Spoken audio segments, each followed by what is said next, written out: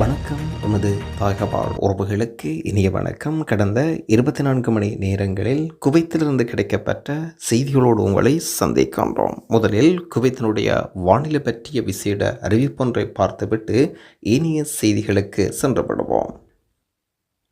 குவைத்தில் கடுமையான குளிர்காலம் நிலவிக் கொண்டிருக்கின்றது. நாட்டின் எல்லைப்புற பகுதிகளில் உள்ளவர்கள் எச்சரிக்கையாக இருக்குமாறும் வேண்டுகோள் வைக்கப்படுகின்றது. குவைத்தில் அடுத்த 2 நாட்களில் பகலில் குளிர்கால நிலையும் இரவில் மிகவும் குளிரான காலநிலையும் காணப்படும். வானிலை ஆய்வாளர்கள் பகாத் இது தொடர்பான செய்தியை வெளியிட்டுள்ளார்.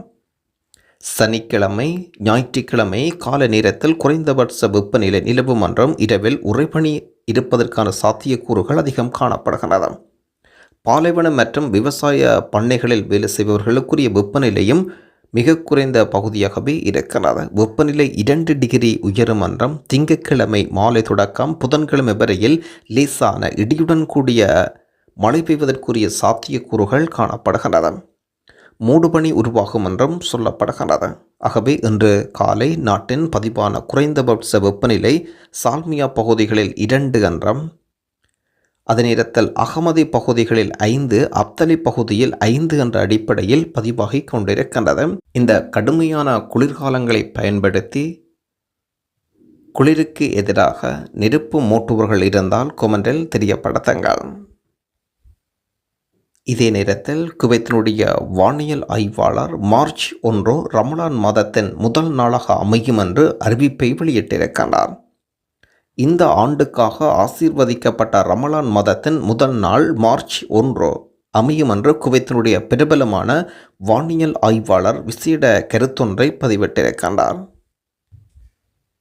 குவைத் நாட்டுக்கு விசேட விஜயம் மேற்கொண்டிருந்தார் நரேந்திர மோடி அவர்கள். தொழிலாளர்களையும் சந்தித்திருந்தார். தொழிலாளர்களை சந்தித்த நேரத்தில் ஒரு கேள்வி ஒன்று கேட்கப்பட்டது தொடர்பான விவரங்களை பார்ப்போம். மெடிக்கல் லீவு எடுத்திருக்கின்றீர்களா என்று தொழிலாளர் கேட்ட கேள்விகளுக்கு சிரித்துக்கொண்டே மோடி பதில் வழங்கியிருக்கின்றார்.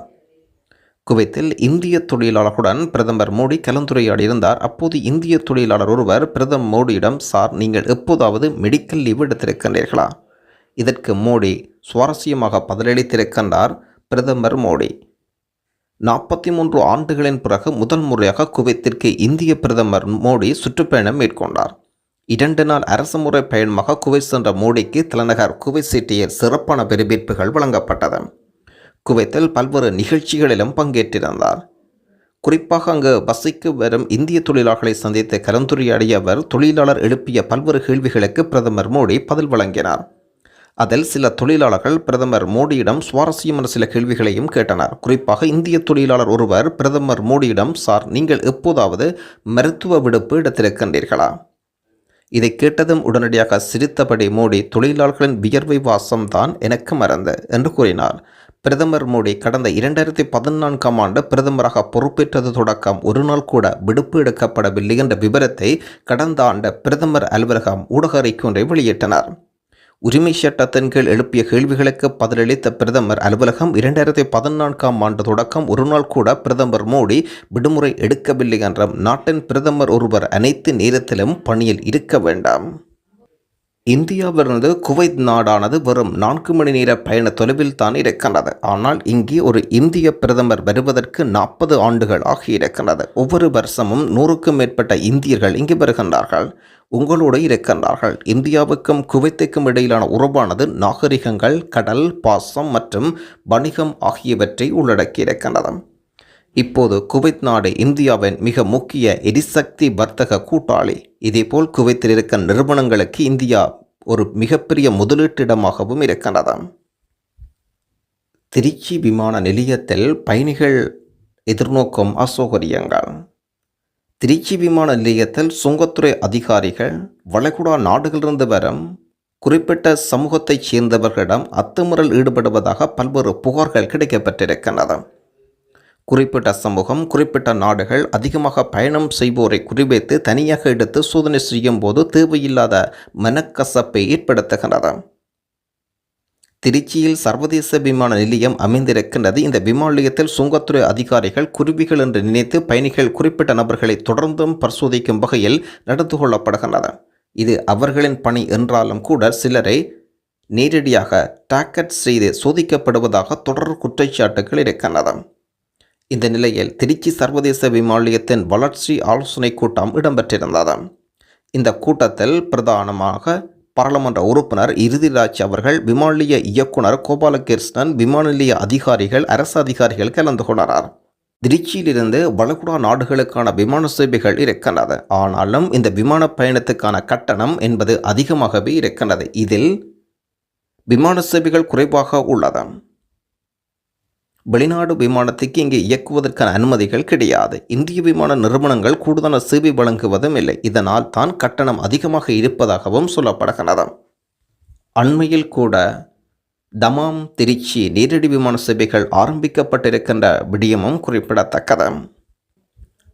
குவைத்தில் இன்றைய தினம் இடம்பெற்ற மிகவும் ஒரு மோசமான ஒரு சம்பவம் ஒன்று. விடுமுறையில் தாயகம் செல்ல இருந்த நபர்கள் ஒன்றாக இணைந்து கடற்கரையில் விசேட விருந்து வழங்கி இதை மகிழ்ச்சியாக கொண்டாடியுள்ளனர்.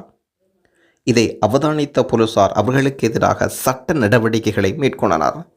சட்ட நடவடிக்கை என்பது சாதாரணதும் அல்ல, ஒரு பாரதூரமாக அமைந்திருக்கிறது. இவர்கள் அனைவரும் ஃபிங்கர் வைத்து தாயகம் செல்லக்கூடிய வகையில் அவர்களுக்குரிய வழக்குகள் பதிவு செய்யப்பட்டிருக்கின்றன. ஆகவே குவைத்தினுடைய பிரதான இடங்களில் நீங்கள் உங்களை மகிழ்விக்கும் வகையில் விருந்து உபசாரங்களோ அல்லது மதுபான நிகழ்வுகளோ மேற்படுத்தும் நபர்களாக இருந்தால் இந்த செய்தி உங்களுக்கானது. இதுபோன்ற குவைத்தினுடைய பிரதான பிரபல்யமான இடங்களில் விருந்து உபசாரம் மதுவிருந்துகள் மேற்கொண்டால் அவர்களுக்கு எதிராக குவைத்தினுடைய அரசாங்கம் சட்ட நடவடிக்கை மேற்கொண்டு குவைத் பக்கம் வராதபடி ஃபிங்கர் வைத்து நாட்டுக்கு தாயகம் கடத்துகின்றனர். குறிப்பாக இன்றைய தினம் கிட்டத்தட்ட 8 அல்லது 10 நபர்கள் கைதாகி இருக்கின்றார்கள். அனைவரும் நாடு கடத்தப்பட இருக்கின்றனர். அது தொடர்பான வீடியோ பதிவு ஒன்றையும் பாருங்கள். அன்பா வணக்கம். நேற்று 9 பேரை சால்மியா பீச்சில் போலீஸ் பிடிச்சிருக்காங்க. அது ஸ்ரீலங்காலும் தமிழ்நாட்டாலும் சேர்ந்தவங்க தான். நேற்று லீவுக்கு போகிறப்ப என்ன பண்ணியிருக்காங்க, அங்கே போயிட்டு சரக்கு அடிச்சிருக்காங்க. சரக்கு அடிக்கிறப்ப அங்கே செக்கிங் வரப்போ போலீஸ் பிடிச்சிட்டாங்க. அவங்கள வாஸ்தா வச்சு எடுக்கணும்னு இன்றைக்கி என்கிட்ட ஃபோன் அடித்து சொன்னப்போ அங்கே ஆள் வச்சு பார்த்தப்போ என்ன பண்ணிட்டாங்க, எல்லாம் பிங்கரை வச்சு தான் நாட்டுக்கு அமைச்சோன்னு சொல்லிட்டாங்க. நம்ம கொய்த்து நாட்டுக்கு வேலைக்கு போகிறது வேலைக்கு மட்டும்தான் போகிறோம். அங்கே சரக்கு அடிக்கிறது கூத்தடிக்கிறதுக்கு இல்லை, புரியுதுங்களா? கொய்த்து முன்னாடி மாதிரி இல்லை, ஒரு நாளைக்கு ஒரு சட்டம் போடுறான். ஃபர்ஸ்ட்லாம் வாஸ்தா வச்சு எடுக்கலாம். இப்போ வாஸ்தாக்கே இடமே இல்லை, வாஸ்தா வச்சு எடுக்கவே முடியாது. எந்த ஒரு விஷயமா தான் ஃபிங்கர் வச்சு நாட்டுக்கு தான். அந்த அளவுக்கு இப்போ கொய்த்து ரொம்ப ஸ்ட்ரிக்டாக இருக்குது, சட்டம் போட்டுறாங்க. புரியுதா? தயவு செஞ்சு சொல்கிறேன், இங்கே நம்ம வேலைக்கு போகிறது சம்பாதிக்க மட்டும் நம்ம குடும்பத்தை நினச்சி வேலை பாருங்கள். தேவையில்லாமல் சரக்கு அடிச்சுட்டு தேவையில்லாமல் வேலை பண்ணாதீங்க. பண்ணுன்னா கண்டிப்பாக ஃபிங்கரை வச்சு தான் நீங்கள் நாட்டுக்கு அமைச்சு விடுவாங்க. புரியுதுங்களா? இது ஒரு விழிப்புணர்வு பதிவு தான். அந்த பதிவை எல்லாரும் பாருங்கள், அதை ஷேர் பண்ணுங்கள்.